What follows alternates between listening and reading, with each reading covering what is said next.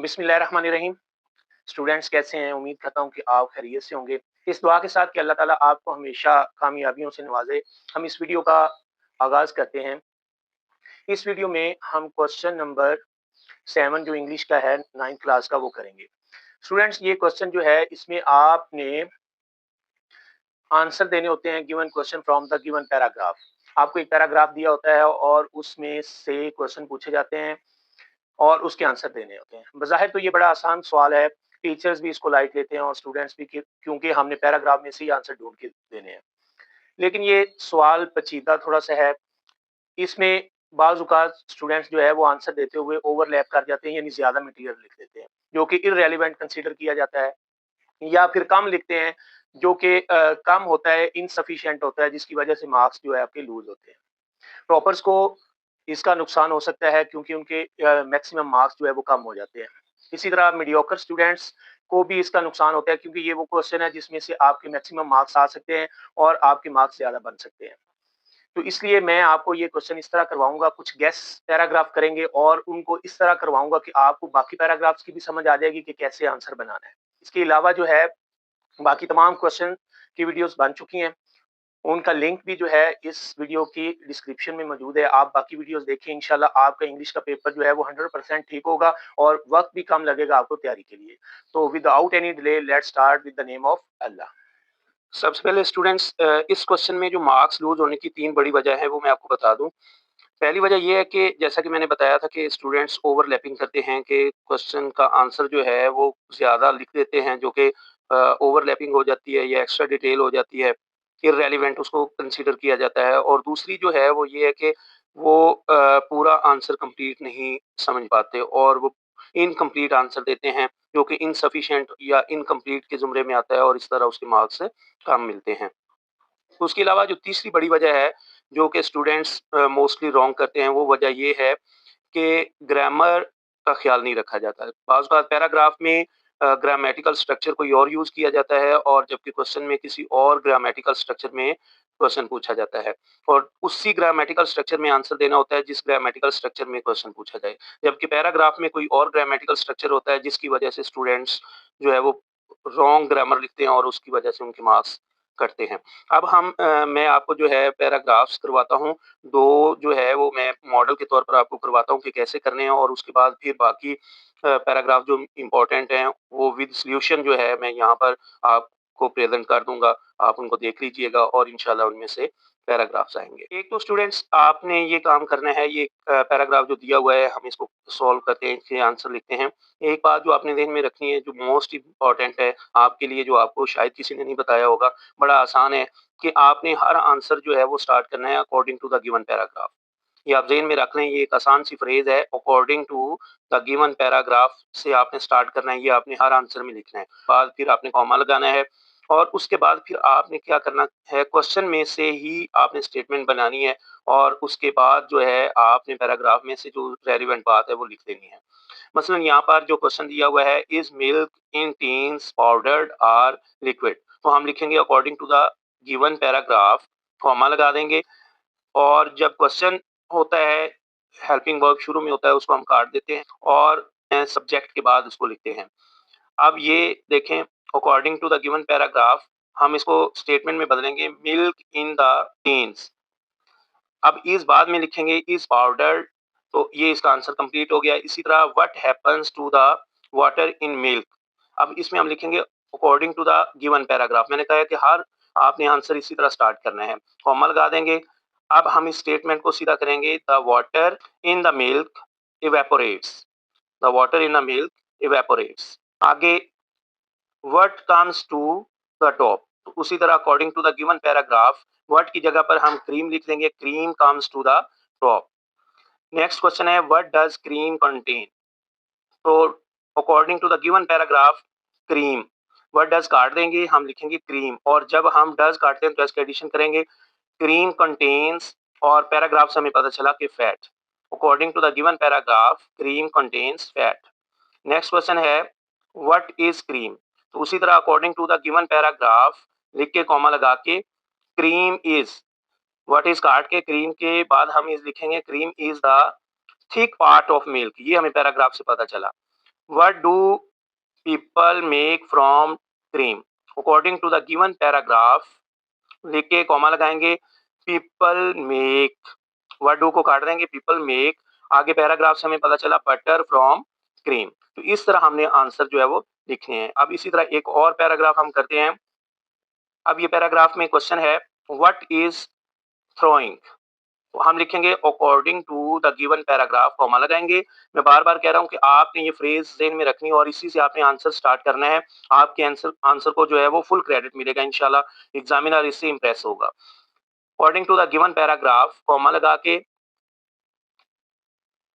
Throwing is, what is को काट देंगे और इस बाद में चला जाएगा थ्रोइंग के, थ्रोइंग इज क्या है, making pottery on a wheel, ये हमें पैराग्राफ से पता चला। आगे है what is the other method, तो हम लिखेंगे according to the given paragraph, comma लगा के the other method is moulding, full stop लगा देंगे। इसी तरह what is the advantage of moulding, तो इसमें according to the given paragraph हम लिखेंगे, कॉमा लगाएं, इस काट देंगे, the advantage of moulding is लिख के आगे लिखेंगे the advantage of moulding is that it is quick and easy. How is pottery baked, अब इसमें according to the given paragraph लिखते हुए हम कॉमा लगाएंगे और पॉटरी, हाउ इसको काट देंगे, pottery is baked, pottery is baked in kiln, ये हमने पैराग्राफ से आइडिया लिया। आगे है हाउ आर डिजाइन्स मेड, तो according to the given paragraph लिख के डिजाइन्स के बाद हाउ आर को हम काट देंगे, डिजाइन्स आर मेड। मैं ये बात बार बार कह रहा हूँ कि हमने जो क्वेश्चन की स्टेटमेंट है उसको सीधी करना है, उसके मुताबिक जो है हमने ग्रामेटिकल स्ट्रक्चर बनाना है, क्योंकि हमने क्वेश्चन के मुताबिक आंसर देना है। पैराग्राफ में जो भी ग्रामेटिकल स्ट्रक्चर है हमने उसको नहीं देखना। तो इसमें according to the given paragraph जब हम लिखेंगे कॉमा लगाएंगे और हाउ आर काट देंगे। जब हम हाउ आर काट देंगे डिजाइन्स के बाद जो है मैंने बताया हेल्पिंग वर्ब जो है वो सब्जेक्ट के बाद और वर्ब से पहले आ जाता है, वही helping verb, other than do does और डिड के बाकी सारे हेल्पिंग वर्ब जो हैं वो सब्जेक्ट के बाद और मेन वर्ब से पहले आ जाते हैं। तो डिजाइन्स के बाद हम आर लिखेंगे, डिजाइन्स आर मेड, आगे लिखेंगे विद स्पेशल कलर्स, ये हमें आइडिया जो है वो पैराग्राफ से मिला।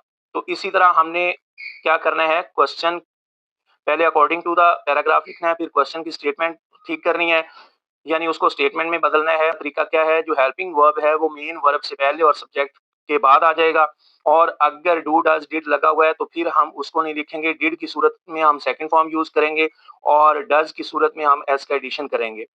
डू की सूरत में हम उसी तरह फर्स्ट फॉर्म ही लगा देंगे, उसमें कोई एडिशन कोई चेंजिंग नहीं करेंगे। तो इन बातों को अगर ज़हन में रखेंगे और उसके बाद फिर हम जो बात मेन मुद्दा है, जो मेन पॉइंट है वो हम पैराग्राफ में से लेकर आगे लिख देंगे। तो ये तरीकाकार है कॉम्प्रीहेंशन को सही तरीके से सॉल्व करने का।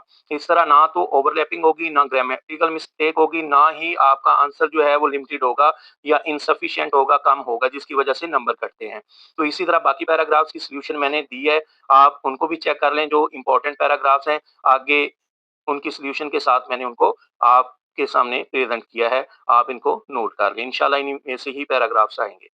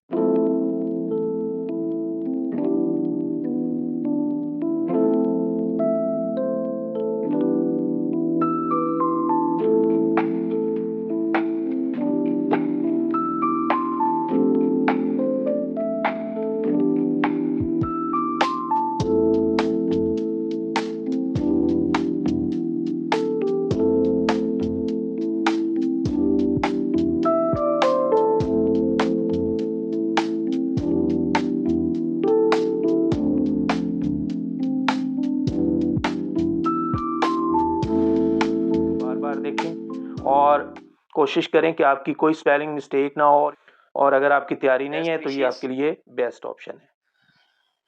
अगर आपको ये पीडीएफ में चाहिए तो ये मेरा नंबर आप नोट कर लें, आप मुझे एसएमएस करें।